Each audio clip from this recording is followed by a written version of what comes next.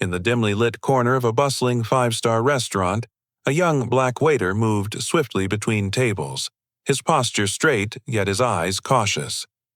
Guests laughed, glasses clinked, but beneath the surface, subtle stares followed him. Judgment, hidden behind polite smiles. He had grown used to it, but tonight would be different.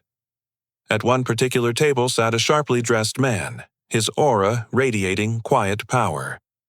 Few knew he was a billionaire.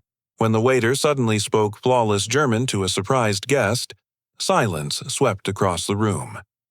What happened next would not only change the waiter's life but also expose a truth too often ignored. The restaurant was one of the most prestigious in the city, renowned for its crystal chandeliers, velvet-draped walls, and the unspoken exclusivity that permeated the air. Every night, influential business people, foreign diplomats, and wealthy families dined there, creating an atmosphere where appearances mattered more than anything else. For most staff, blending into the background was a survival tactic. But for Marcus, the young black waiter, even invisibility was never guaranteed. His very presence often drew lingering looks, subtle whispers, and sometimes outright dismissals masked under polite laughter. Marcus had been working here for 3 years. He was quiet, disciplined, and exceptionally skilled at his job. Each tray is balanced, each step is measured, and each order is remembered without error. Yet, no matter how flawless his service, he often faced the silent weight of prejudice. A late tip here, a mocking smirk there, or the way some guests avoided making eye contact with him, as if acknowledging him was beneath them. Outside of work, Marcus carried a heavy story. Raised in a struggling neighborhood, he had fought hard to finish school, often working double shifts to help his mother keep the lights on. Unlike many of his peers, Marcus had developed a fascination for languages. In his tiny apartment, long after midnight, he would pore over borrowed textbooks, teaching himself German, French, and even bits of Mandarin. It wasn't just curiosity. It was his quiet rebellion against the boxes society tried to confine him in. This particular night, the restaurant buzzed with more intensity than usual. A foreign business delegation was in attendance, surrounded by local elites eager to make a good impression. Among them sat a guest few recognized at first glance, a billionaire whose identity was hidden behind a low profile and understated attire. Marcus didn't know this yet. To him, it was just another table to serve. As he moved gracefully between guests, he could feel the familiar tension in the air, the way some people glanced at him just a second too long. It was the same invisible barrier he had faced countless times before.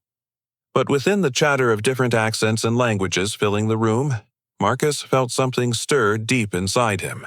He didn't know it yet, but one spontaneous decision would soon unravel years of assumptions, prejudice, and silence, shifting the entire course of his life forever.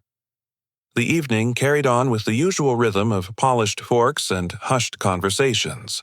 Marcus moved with practiced ease, his uniform crisp, his hands steady, but inside, he carried the same quiet weight he always did. At nearly every table, he sensed it. The slight hesitation before someone handed him their glass. The way voices softened when speaking to him, as if he were incapable of understanding. Even when thanked, the tone often carried an edge of condescension, more obligation than respect. At one table near the center of the restaurant sat a foreign guest, a middle-aged man with silver hair and sharp eyes. He spoke rapidly in German, to a colleague seated across from him. Their conversation was effortless, but Marcus noticed the struggle of another guest, a younger businessman, trying and failing to follow along. The man's discomfort showed in the awkward smile he forced, nodding as if he understood. The others chuckled lightly, and Marcus could almost feel the embarrassment radiating from him. Marcus approached their table quietly, carrying a tray of fresh glasses. He placed them down with perfect precision, but as he did, he caught fragments of the German conversation. Without thinking, his mind pieced the words together. Years of late-night study had etched the language into his memory. Before he realized it, he corrected a mispronunciation the younger businessman had just attempted. His voice was calm, respectful, yet clear. The table fell silent, every pair of eyes locked on him. For a long second, the only sound was the faint clinking of silverware in the background. The older German man raised an eyebrow, his expression unreadable, while the embarrassed businessman stared in shock. Then, slowly, the older man spoke back, in German, and Marcus, steady as ever, responded fluently. Whispers rippled through the room. Guests from nearby tables had noticed. Some looked, surprised, others amused, and a few exchanged knowing glances laced with disbelief. A black waiter, speaking fluent German, the idea seemed to them almost unnatural, as if intelligence and service couldn't coexist. From across the room, another layer of tension grew. Marcus could feel the unspoken judgment pressing down on him. To some, his display was impressive, but to others, it was unsettling. Some diners thrived on the unspoken hierarchy, and Marcus had just disrupted it. He wasn't supposed to shine. He wasn't supposed to know more than the people he served. The billionaire, still unnoticed by most, observed silently. His sharp eyes missed nothing. The flash of pride in Marcus's stance, the discomfort etched on sure guesses' faces, and the way a manager nearby shifted nervously as if worried that Marcus's behavior might reflect poorly on the restaurant. Didn't define his worth. But he also knew how fragile his position was. In a place where subtle discrimination often hid behind politeness, stepping outside the invisible boundaries came with risks. He could already imagine the manager pulling him aside later, warning him not to overstep, reminding him to stick to his role. The room's energy had shifted. Conversations quieted, glances grew longer, and beneath it all was an unspoken tension, one that Marcus had unintentionally ignited by revealing a part of himself few had ever seen. He had lived most of his life being underestimated, and now, for the first time in this restaurant, he had shown a glimpse of the vast world within him.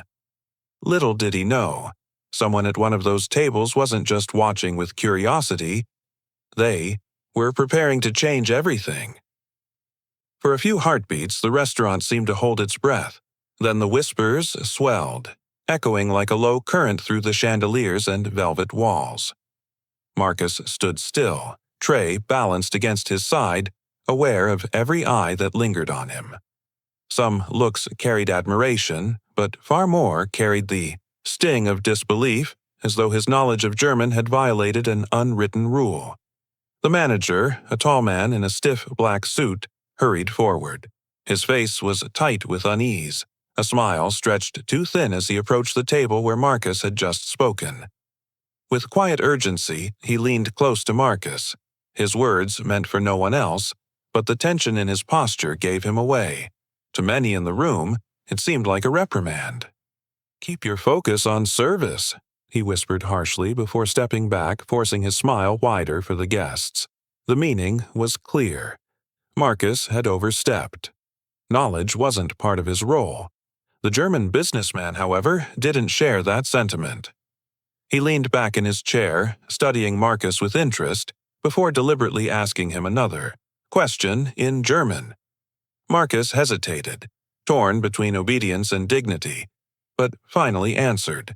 His response was precise, confident, and laced with the respect his upbringing had instilled in him. A hush fell again. This time, the billionaire moved. He placed his napkin gently on the table and rose to his feet. The quiet ripple of his movement drew more eyes than Marcus's words had.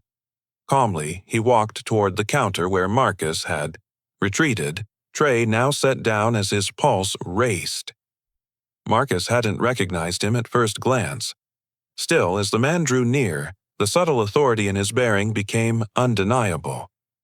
Without a word, the billionaire reached into his jacket, pulled out a pen, and scribbled something on the back of a receipt. Then, with deliberate care, he slipped a folded envelope onto the counter beside Marcus. The action was small, almost ordinary, but the silence that followed magnified it. Guests craned their necks, whispering questions they didn't dare speak aloud. The manager, flustered, stepped forward again, but the billionaire's gaze stopped him cold. There was a weight in those eyes, a silent command that no one dared challenge. With a nod of acknowledgement, the man turned and left the restaurant, his footsteps steady, his departure as unhurried as it was deliberate. Marcus stood frozen, the envelope burning against the counter, his hands trembling as he reached for it. Inside, he found a note and something far more unexpected. A ticket. The words, written in bold strokes, seemed almost unreal, carrying both validation and a challenge he hadn't imagined possible. In that instant, Marcus realized this was no ordinary gesture. It wasn't just about him speaking German. It was about something larger, something that could shatter the invisible chains he had worn for so long. The air in the restaurant remained charged, but for Marcus, the world had shifted forever.